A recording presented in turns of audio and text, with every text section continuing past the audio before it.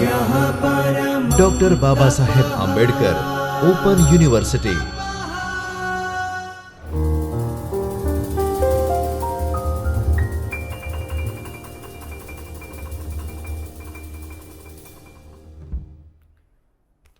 નમસ્તે વિદ્યાર્થી મિત્રો, હું ડૉક્ટર જીવરાજ એમ ઝાંપડિયા, doctor Baba Saheb Ambedkar open university અર્થશાસ્ત્ર વિભાગમાં આસિસ્ટન્ટ પ્રોફેસર। વિદ્યાર્થી મિત્રો, આજે આપણે TYBAનું પેપર નંબર 108 આર્થિક વૃદ્ધિ અને આર્થિક વિકાસનું એક એકમનો આજે આપણે અભ્યાસ કરવાનો છે। વિદ્યાર્થી મિત્રો, ટોટલ આ પેપરમાં આપણે 17 એકમો ભણવાના આવે છે। એમાં 2 એકમો છે જે આર્થિક વિકાસની વસ્તી ઉપર કેવી રીતની અસર થાય છે અને વસ્તી વધારાની અસર એ આર્થિક વિકાસ ઉપર કેવી રીતે થાય છે, એ 2 જે સંબંધ છે વસ્તીનો વિકાસ ઉપર અને વિકાસનો વસ્તી ઉપર, એના સંદર્ભે વિદ્યાર્થી મિત્રો આપણે 2 એકમો ભણવાના છે। એમાંનું આજે આપણે એક એકમ જે એકમ નંબર 13 છે, આર્થિક વૃદ્ધિ અને આર્થિક વિકાસ, આનો વિદ્યાર્થી મિત્રો આજે આપણે અભ્યાસ કરવાનો છે। સૌથી પહેલાં જે એકમમાં આપણે જોવાનું છે એ એકમના ઉદ્દેશો, એટલે કે એના આખા એકમનો આપણે અભ્યાસ કરી અને આપણને શું જાણવા મળશે, શું શીખી શકશું, એ આર્થિક ઉદ્દેશો છે। એમાં જે પહેલો ઉદ્દેશ છે એ આર્થિક વિકાસની ચર્ચા કરવી, એટલે કે આર્થિક વૃદ્ધિ અને વિકાસ એ બંને વચ્ચે શું તફાવત છે એનો આપણે અભ્યાસ કરવાનો છે। બીજો જે છે એ આર્થિક વિકાસ અને વસ્તી વચ્ચેના આંતર સંબંધોની સમજણ મેળવવાની છે। અને ત્રીજો જે હેતુ છે એ માલ્થસનો વસ્તી સિદ્ધાંત। આ 3 એ એકમના હેતુ છે। વિદ્યાર્થી મિત્રો, સૌથી પહેલાં વાત કરવી તો આર્થિક વૃદ્ધિ। સામાન્ય રીતે જ્યારે કોઈ પણ દેશની માત્ર રાષ્ટ્રીય આવક કે માથાદીઠ આવકમાં માત્ર વધારો થતો હોય તો તેને આપણે આર્થિક વૃદ્ધિ તરીકે ઓળખવામાં આવે છે। સામાન્ય રીતે ઘણા બધા વ્યક્તિ આર્થિક વૃદ્ધિ અને આર્થિક વિકાસને એકાબીજાના પર્યાયવાચી શબ્દ ગણતા હોય છે, પણ વાસ્તવમાં બંનેની વ્યાખ્યા અને બંને અલગ છે। માત્ર આવકના સંદર્ભમાં, એટલે કે માત્ર પરિણાત્મક બાબતનો જો સમાવેશ થતો હોય તો એને આપણે આર્થિક વૃદ્ધિ તરીકે ઓળખવામાં આવે છે। પરિણાત્મક બાબત સિવાય ગુણાત્મક બાબતોને પણ એમાં આપણે જ્યારે ઉમેરો કરવામાં આવે તો એને આપણે આર્થિક વિકાસ તરીકે ઓળખવામાં આવે છે। વિદ્યાર્થી મિત્રો, આર્થિક વિકાસ એટલે કે લોકોના માથાદીઠ આવકની સાથે સાથે લોકોના જીવન ધોરણમાં સુધારો થાય, શિક્ષણમાં વધારો થાય, માળખાગત સુવિધામાં વધારો થાય, આ બધી પ્રવૃત્તિમાં જ્યારે ફેરફાર થતો હોય તો એને આપણે આર્થિક વિકાસ તરીકે ઓળખવામાં આવે છે।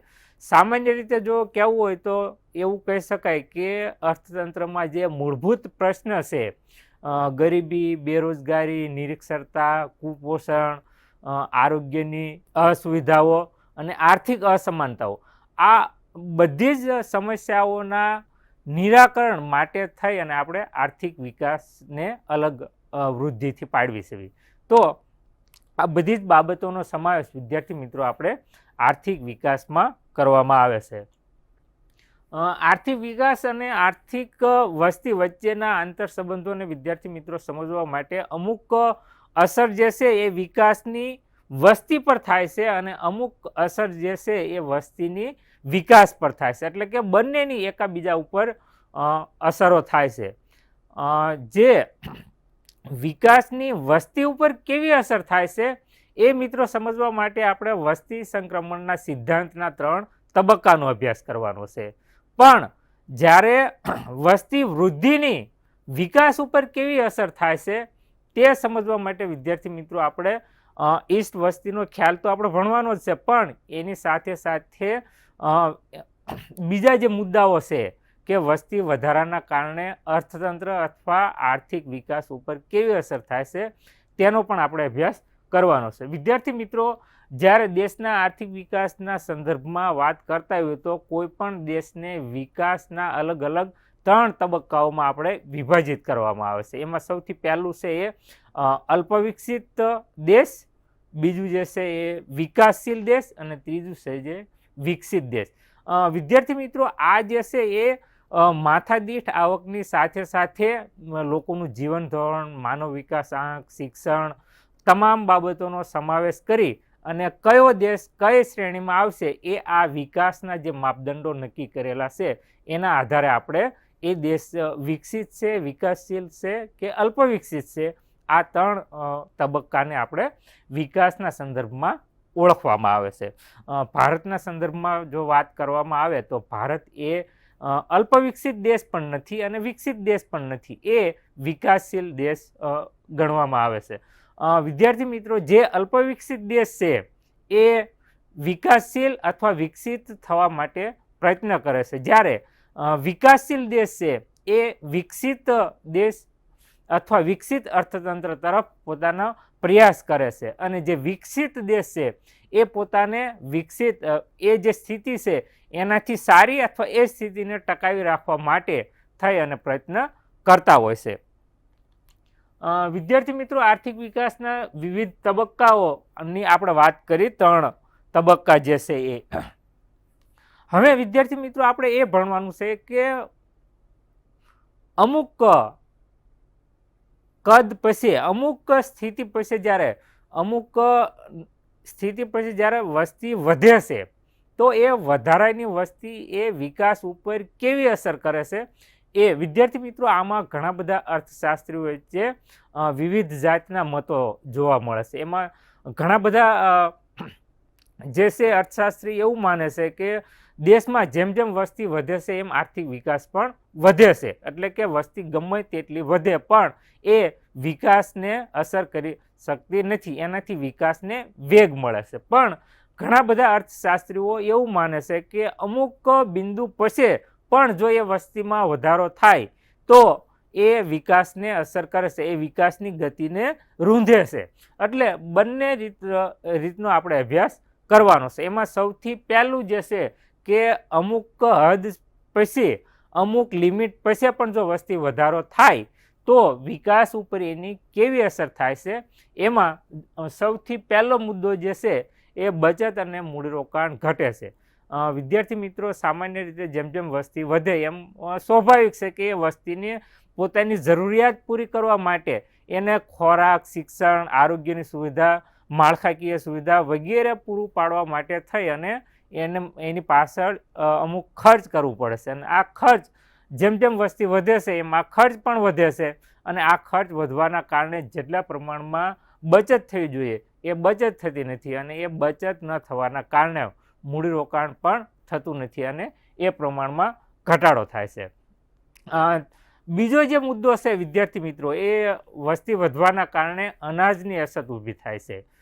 વિદ્યાર્થી મિત્રો, આપણે જાણવી છીએ કે જે કંઈ દેશ અથવા પૃથ્વીનો જે ગોળો છે એ વિદ્યાર્થી મિત્રો એટલો ને એટલો જ રહેવાનો છે. વસ્તી 1 અબજ હોય કે 25 અબજ હોય, પણ એ વસ્તીમાં વધારો થવાનો છે કે ઘટાડો થવાનો છે એ શક્ય છે, પણ જમીનમાં આપણે કોઈ પણ ફેરફાર કરી શકતા નથી.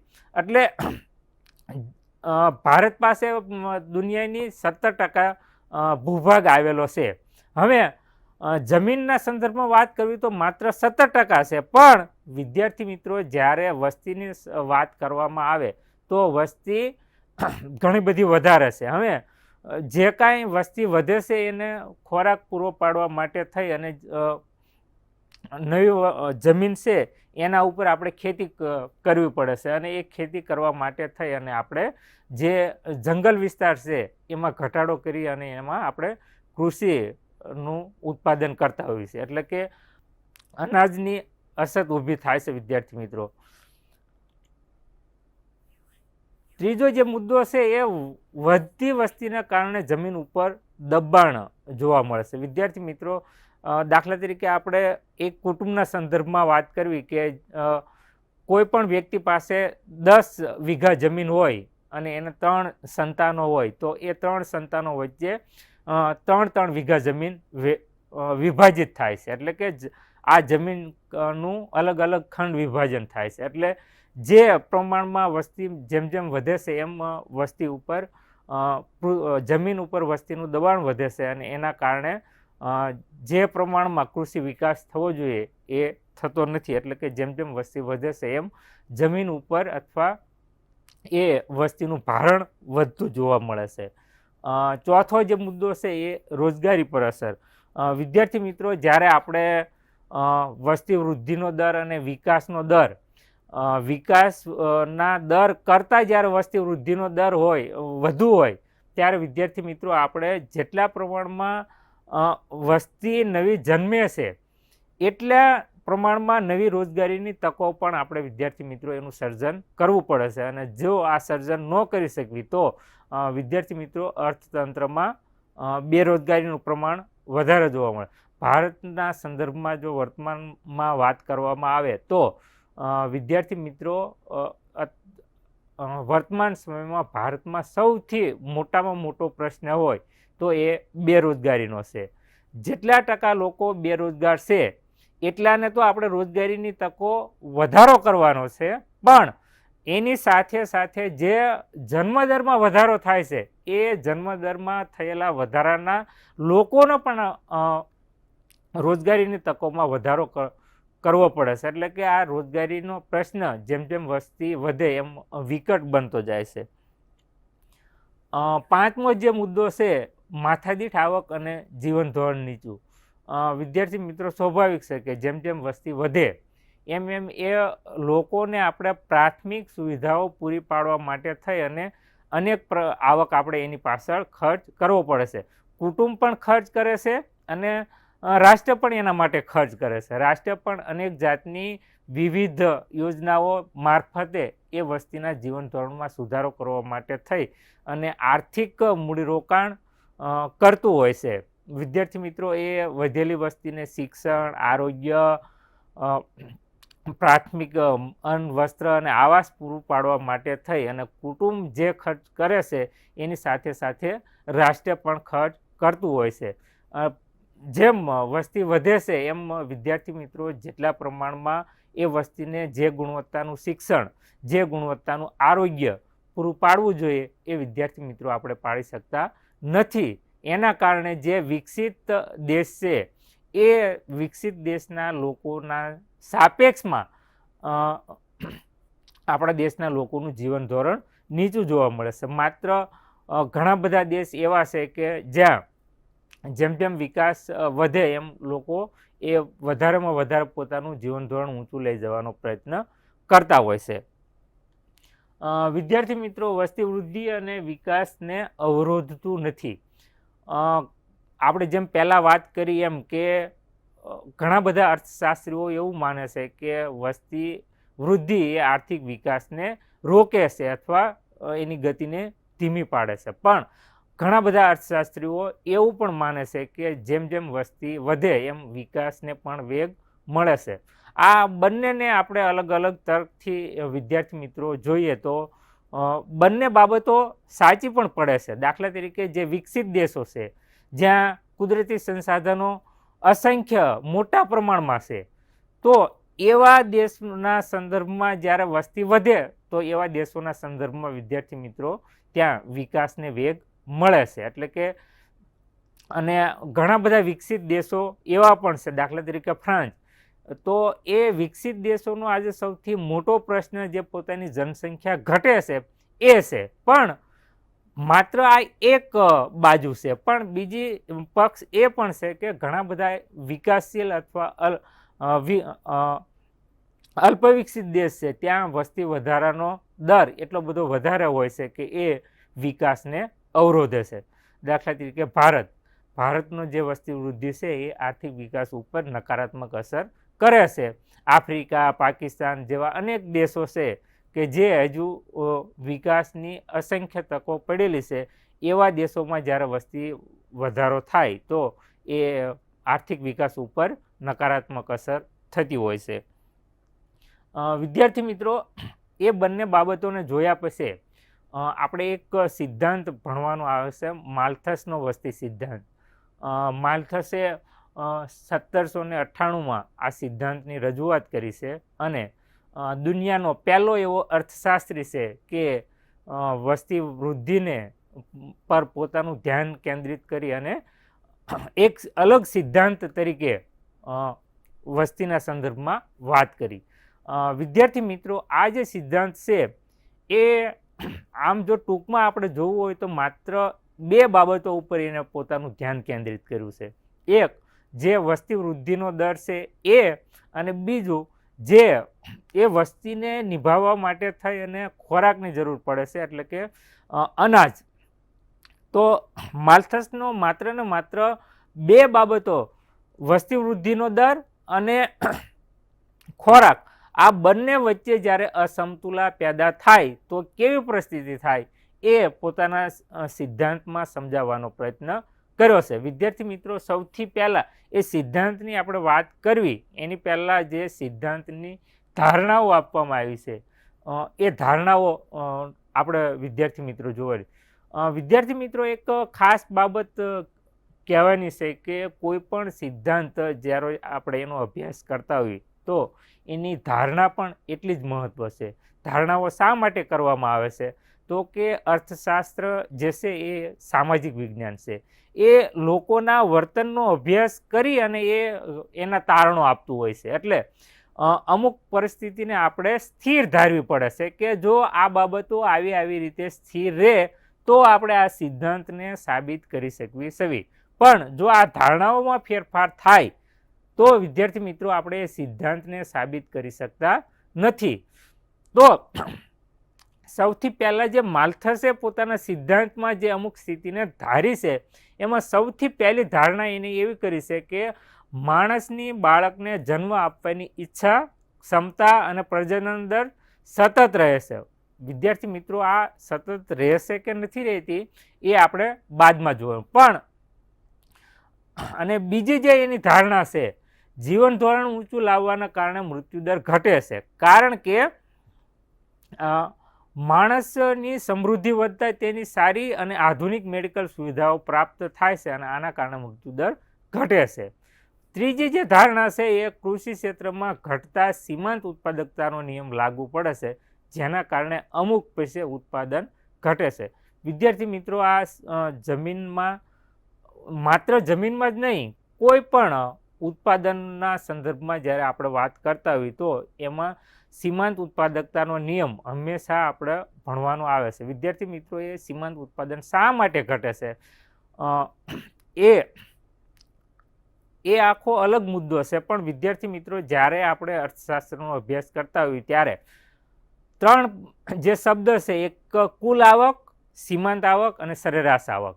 વિદ્યાર્થી મિત્રો, આ 3 કોઈ પણ સિદ્ધાંત આપણે ભણતા હોઈએ તો આ 3 શબ્દો આપણને અવારનવાર એ ભણવાના આવે જ છે.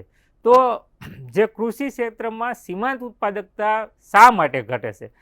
વિદ્યાર્થી મિત્રો, સીમાંત ઉત્પાદકતા એટલે કે જેમ જેમ ઉત્પાદનના વધારે વધારે એકમો આપણે રોકતા જઈએ તો અમુક બિંદુ સુધી સીમાંત ઉત્પાદન છે એ વધે છે, અમુક બિંદુ એ સ્થિર થાય છે અને ત્યારબાદ એ ઘટાડો થાય છે. પછી કૃષિ ઉત્પાદન હોય કે ઔદ્યોગિક ઉત્પાદન હોય કે કોઈ પણ હોય, પણ બધે જ આ નિયમ લાગુ પડે છે. એ કેટલા પ્રમાણમાં પડશે, કેટલા સમય માટે પડશે એ અલગ મુદ્દો છે, પણ સીમાંત ઉત્પાદન ઘટે છે. તો માલ્થસ પણ પોતાના સિદ્ધાંતમાં એવું કહેશે કે જે કૃષિ ક્ષેત્રે જે જમીનમાં આપણે વિવિધ પાકોનું ઉત્પાદન કરવીશું એમાં પણ ઘટતા સીમાંત દર જોવા મળે છે. આ 3 વિદ્યાર્થી મિત્રો એની ધારણાઓ છે. સિદ્ધાંતની જે રજૂઆત છે એ વિદ્યાર્થી મિત્રો માત્ર માલ્થસ એવું કહેશે કે વસ્તી વધારો જે થાય છે એ વિદ્યાર્થી મિત્રો ગુણોત્તર શ્રેણીમાં થાય છે. એટલે કે એ દરેક આગળના પગથિયે ડબલ હોય છે. વિદ્યાર્થી મિત્રો, તમારી સ્ક્રીન ઉપર જોઈ શકાય છે કે વસ્તી વૃદ્ધિનો દર જે છે એ 1, 2, 4, 8, 16, 32, 64 એવી રીતે થાય છે. એટલે કે દરેક પગથિયું જે છે એ વિદ્યાર્થી મિત્રો બમણું ને બમણું થતું જાય છે. જ્યારે આની સાપેક્ષમાં જ્યારે ખોરાકની વાત કરવી, અનાજની વાત કરવી, તો વિદ્યાર્થી મિત્રો અનાજ એ જે છે એ સમાંતર શ્રેણીમાં વધારો થાય છે. કેવી રીતે? 1, 2, 3, 4, 5, 6 વિદ્યાર્થી મિત્રો, વસ્તી વૃદ્ધિનો દર છે એ ગુણાત્મક શ્રેણીમાં વધારો થાય છે અને અનાજ જે ખોરાકની સામગ્રી છે એ વિદ્યાર્થી મિત્રો સમાંતર શ્રેણીમાં વધારો થાય છે. જેમ જેમ સમય જાય છે એમ વિદ્યાર્થી મિત્રો આ બે વચ્ચે અસમતુલા પેદા થશે અને આ અસમતુલા પેદા થવાના કારણે માલ્થસ એવું માને છે કે ઘણી બધી વસ્તી જો અમુક મર્યાદા કરતાં પણ જો વસ્તીમાં વૃદ્ધિ થશે તો એ વસ્તી ભૂખી મરી જશે અથવા એ કુદરતી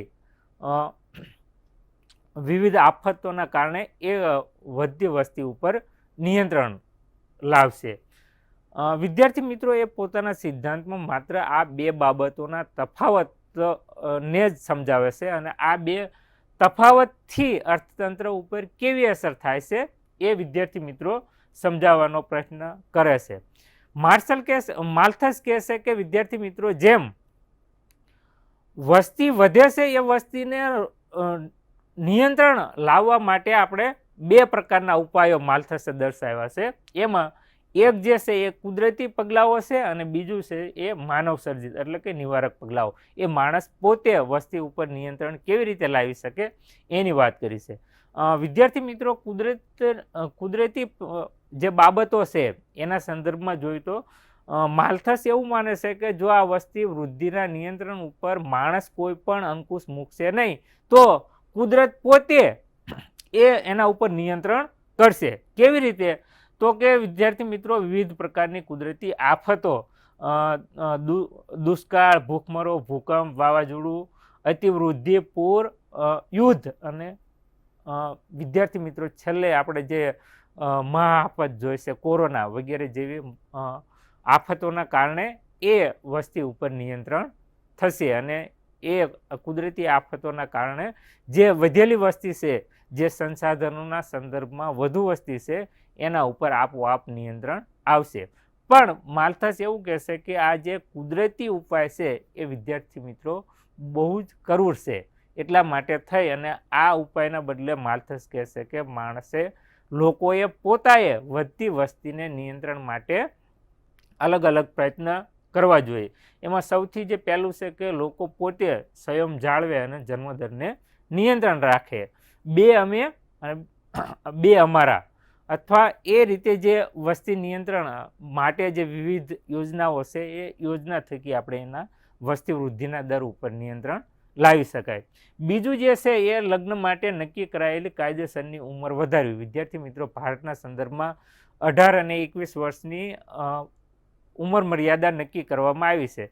જો આમાં વધારો કરવામાં આવે તો વિદ્યાર્થી મિત્રો ઓટોમેટિક વસ્તીમાં નિયંત્રણ થાય છે. ત્રીજું જે છે એ કુટુંબ નિયોજન માટે લોકોમાં જાગૃતતા લાવવી અને વધુ લોકો એ અપનાવે તેવા પ્રયાસો હાથ ધરવા. વિદ્યાર્થી મિત્રો આ જે છે એ આખા વસ્તી નિયંત્રણ લાવવા માટે મુખ્ય બે પ્રકારના પગલાઓ, કુદરતી ઉપાય અને બીજું જે છે એ માનવ સર્જિત ઉપાય. માલ્થસ કહેશે કે જે કુદરતી ઉપાય છે એ એકદમ કરુણ છે, એની જગ્યાએ માણસે આગળ આવી, લોકોએ આગળ આવી અને આ વસ્તી નિયંત્રણ ઉપર વિવિધ પગલાઓ લેવા જોઈએ. આ જે છે એ વસ્તીનો માલ્થસે પોતાના સિદ્ધાંતમાં જે રજૂઆત કરી એ રજૂઆત છે. પણ વિદ્યાર્થી મિત્રો જે સિદ્ધાંત છે એ સિદ્ધાંતની સત્યતા કેટલી છે, એને કેટલા ટકા આપણે એવું કહી શકીએ કે આ સિદ્ધાંત વાસ્તવિક વર્તમાન સમયમાં શું એ સિદ્ધાંત સાચો છે? તો વિદ્યાર્થી મિત્રો એ સિદ્ધાંતની ઘણી બધી મર્યાદાઓ પણ છે. એ મર્યાદાઓ શા માટે? એમાં સૌથી પહેલી જે મર્યાદા છે એ સિદ્ધાંત આપવામાં આવેલું ગાણિતિક ખ્યાલ કોઈ ચોક્કસ આધાર નથી. વિદ્યાર્થી મિત્રો માલ્થસ કહેશે કે વસ્તીમાં જે ગુણોત્તર શ્રેણીમાં વધારો થાય છે અને ખોરાકમાં જે છે એ સમાંતર શ્રેણીમાં વધારો થાય, પણ વાસ્તવિક એવા કોઈ પણ પુરાવા મળ્યા નથી. કોઈ પણ દેશના એવા પુરાવા નથી કે જ્યાં વસ્તી વધારો ગુણોત્તર શ્રેણીમાં થતો હોય. વિદ્યાર્થી મિત્રો જ્યારે ખોરાકના સંદર્ભમાં પણ આવું જોવા મળતું નથી. એટલે કે જે બંનેનો સંબંધ જે છે એ વિદ્યાર્થી મિત્રો તાર્કિક અથવા વૈજ્ઞાનિક દ્રષ્ટિએ એ કોઈ ચોક્કસ એના આંકડાઓ મળી આવ્યા નથી. બીજી જે મર્યાદાઓ છે લોકોની આવકમાં વધારા સાથે વસ્તી વધે છે, આ બાબત શક્ય નથી. એ વિદ્યાર્થી મિત્રો આપણે વિકસિત દેશોના સંદર્ભમાં જોઈ પણ શકીએ છીએ કે વિકસિત દેશોની માથાદીઠ આવક ઘણી બધી વધારે છે, છતાં જે અલ્પવિકસિત દેશના લોકો છે એના કરતાં એ દેશની વસ્તી ઓછી છે અને એ દેશમાં અત્યારે વર્તમાન સમયમાં વસ્તી વૃદ્ધિનો દર નથી, પણ વસ્તી ત્યાં સતત ઘટતી જોવા મળે છે. એટલે માત્ર સમૃદ્ધિ સાથે વસ્તી વધશે એ વિદ્યાર્થી મિત્રો આપણે એ સંબંધ આપણે બધા જ દેશોના સંદર્ભમાં આપણે જોઈ શકતા નથી. ત્રીજી જે છે એ વધતી વસ્તી હંમેશા નુકસાનકારક બાબત નથી. જેમ કુદરતી સંસાધનો જે દેશ પાસે સૌથી વધારે છે અથવા જે કુદરતી સંસાધનો છે એનો વિવેકપૂર્ણ ઉપયોગ જે દેશ કરે છે, ત્યાં વિદ્યાર્થી મિત્રો વસ્તી વધે તો એની વિકાસ ઉપર નકારાત્મક અસર થવાના બદલે ત્યાં હકારાત્મક અસર થતી જોવા મળે છે. ચોથી જે મર્યાદા છે એ કુદરતી આફતો હંમેશા વધતી વસ્તીને કારણે જ આવતી નથી. વિદ્યાર્થી મિત્રો માલ્થસ એવું કહેશે કે જે વસ્તી વધે છે એ વસ્તીને જો માણસ નિયંત્રણમાં લાવશે નહીં તો કુદરત પોતે એ પગલું ઉઠાવશે. પણ વિદ્યાર્થી મિત્રો ઘણા બધા દેશમાં વસ્તી સતત ઘટે છે, ત્યાં પણ કુદરતી આફતો આપણને જોવા મળે છે. એટલે માત્ર ને માત્ર કુદરતી આફતોનું કારણ માત્ર વસ્તી એક જ છે એવું વિદ્યાર્થી મિત્રો આપણે કહી શકતા નથી. અને જે આગળની જે ધારણા છે એ વસ્તી વધવાથી શ્રમદળમાં વધારો થાય છે. વિદ્યાર્થી મિત્રો સ્વાભાવિક છે કે ઉત્પાદનના આપણે 4 સાધનોમાં 2 જે સાધનો છે એમાં શ્રમ અને નિયોજક, આ વિદ્યાર્થી મિત્રો બંને સજીવ સાધનો છે અને એ બંને અન્ય સાધનોને નિયોજન કરી અને ઉત્પાદન વ્યવસ્થા ગોઠવતા હોય છે. એટલે કે કોઈ પણ અર્થતંત્રના વિકાસની મૂળભૂત આધાર હોય તો એ નિયોજક અને એ શ્રમદળ ઉપર રહેલો છે. વિદ્યાર્થી મિત્રો આગળની જે છે ધારણા, વસ્તી અને અનાજ વચ્ચેનો સંબંધ તાર્કિક નથી. વિદ્યાર્થી મિત્રો આપણે જેમ વાત આગળ કરી કે ગુણોત્તર શ્રેણીમાં વસ્તી વધે છે અને સમાંતર શ્રેણીમાં અનાજ વધે છે, પણ વાસ્તવમાં એ સંબંધ અતાર્કિક છે. અને છેલ્લી જે ધારણા છે, કૃષિ ક્ષેત્રે ઘટતી પેદાશ અમુક સમય માટે રોકી શકાય છે. વિદ્યાર્થી મિત્રો આપણે જાણવી જોઈએ કે માત્ર કૃષિ નહીં, કોઈ પણ ઉત્પાદન ક્ષેત્ર હોય એમાં વિદ્યાર્થી મિત્રો અમુક સમય સુધી એને આપણે ઘટતા સીમાંત ઉત્પાદનને આપણે રોકી શકીએ છીએ. દાખલા તરીકે કૃષિમાં વિદ્યાર્થી મિત્રો ઘણા બધા પ્રયત્નોના કારણે સીમાંત ઉત્પાદકતાને રોકી શકીએ. રાસાયણિક ખાતર, જંતુનાશક દવાઓ, સિંચાઈ જે વિવિધ કૃષિ ઉત્પાદનને અસર કરે છે, એ કૃષિ ઉત્પાદનને અસર કરતા વિવિધ ઇનપુટોનો આપણે ઉપયોગ કરી અને આ ઘટતા ઉત્પાદનને, ઘટતી પેદાશને અમુક સમય માટે થઈ અને આપણે રોકી શકતા હોઈએ છીએ. અને માત્ર ઉત્પાદનના ઘટાડાને નહીં પણ આપણે ઉત્પાદનને વધારી પણ શકવી છીએ.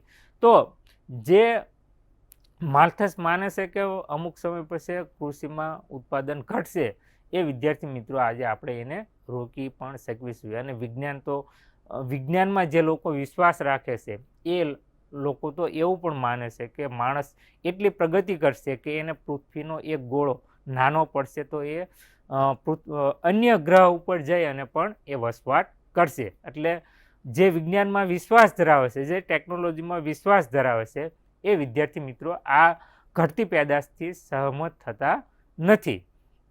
આ જે છે એ વિદ્યાર્થી મિત્રો આપણે માલ્થસના વસ્તી સિદ્ધાંતની જે વિવિધ મર્યાદાઓ હતી એ મર્યાદાઓ.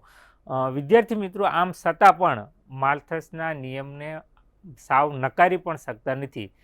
વર્તમાન સમયમાં પણ જે દેશમાં વધુ વસ્તી છે એ દેશમાં વિકસિત દેશોના સંદર્ભમાં કુદરતી આપત્તિઓ છે એ વિકસિત દેશોની સાપેક્ષમાં વધારે જોવા મળે છે. ત્યાંના લોકોનું જીવન ધોરણ પણ નીચું જોવા મળે છે.